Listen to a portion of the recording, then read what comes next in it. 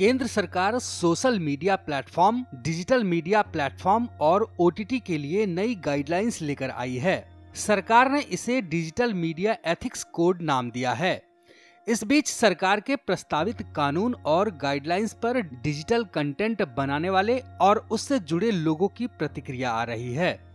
कई पब्लिशर सरकार के नजरिए पर सवाल उठा रहे हैं, तो कई इस कदम को फ्रीडम ऑफ स्पीच पर पहरे की तरह देख रहे हैं। दरअसल इन गाइडलाइंस के दायरे में फेसबुक, ट्विटर, इंस्टाग्राम जैसे social media platform, Netflix, Amazon prime, Hotstar जैसे ओटीटी प्लेटफॉर्म और Quint, the wire, news click, news laundry, India today का तक, ललन टॉप जैसी बड़ी डिजिटल न्यूज वेबसाइट आएंगी। सरकार की इन गाइडलाइंस पर द वायर के फाउंडिंग एडिटर सिद्धार्थ वरदराजन ने प्रेस की आजादी से जोड़ा है। वह कहते हैं, डिजिटल न्यूज पब्लिशर पर डाला जा रहा बोझ बोलने की आजादी पर बुनियादी प्रतिबंधों से ज्यादा है। डिजिटल पब्लिशर पहले से ही आर्टिकल 19 के प्रतिबंधों के अधीन हैं और उनके खिलाफ दायर की गई मानहानि के मुकदमे इस बात का प्रमाण है कि डिजिटल मीडिया को विनियमित करने के लिए मौजूदा कानूनों का उपयोग कैसे किया जाता है। गाइडलाइंस के मुताबिक डिजिटल मीडिया को press council, cable TV act के नियमों का पालन करना होगा, 3 लेवल शिकायत निवारण सिस्टम बनाना होगा, retired supreme court, high court जज या कोई बेहद प्रतिष्ठित इंसान वाली सेल्फ रेगुलेशन बॉडी बनानी होगी और साथ ही सरकार कोई ऐसा सिस्टम बनाएगी जो ओवरसाइट करेगा।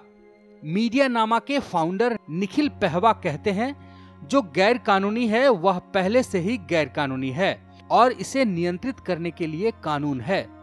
रेगुलेटरी कोड अतिरिक्त बोझ डालते हैं जो अनावश्यक है। वहीं द प्रिंट के फाउंडर शेखर गुप्ता कहते हैं, जो अवैध है इसका मुकाबला करने के लिए पर्याप्त कानून और यहाँ तक कि कार्यकारी शक्ति भी है। वहीं इंडियन एक्सप्रेस ने अपने एडिटोरियल में लिखा है, जब सरकार ने आगे के तरीके के रूप में सेल्फ रेगुलेशन पर जोर दिया है, लेकिन इसके बारे में चिंतित होने के लिए बहुत कुछ है। रेगुलेशन के लिए बनाए गए 3 लेवल गाइडलाइंस में एक निगरानी तंत्र की बात है, जिसमें सुनवाई के लिए एक अंतर विभागीय समिति शामिल है।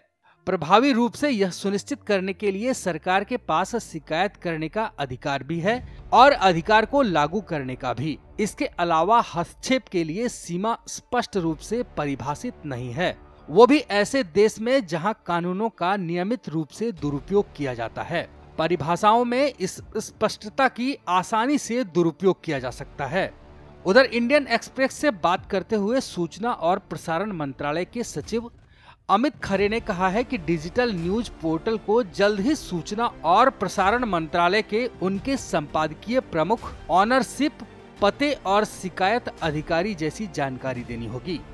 उन्होंने कहा, फिलहाल सरकार के पास पूरी तस्वीर साफ नहीं है कि इस क्षेत्र में कितने लोग हैं और वो कौन हैं। अगर आप उनकी वेबसाइटों पर लॉगिन करते हैं तो आप उनके कार्यकाल के पते या संपादक प्रमुख पर बुनियादी जानकारी भी नहीं पा सकते हैं। सूत्रों के मुताबिक मंत्रालय जल्द ही एक फॉर्म जारी करेगा, जिसे सभी डिजिटल न्यूज आउटलेट को 1 महीने में मंत्रालय को भरकर जमा करना होगा।